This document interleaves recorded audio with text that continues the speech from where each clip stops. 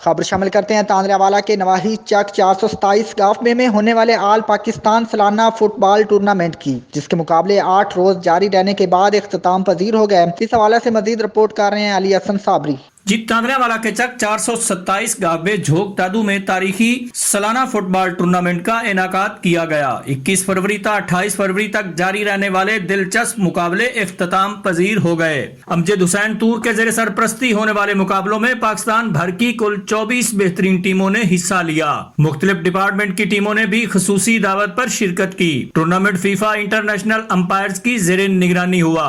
MNA Ali गौर Khan Bloch, Chaudhary Jamshed तूर, सरदार सिकंदर हयात Jatoi final के मेहमान खुसूसी थे।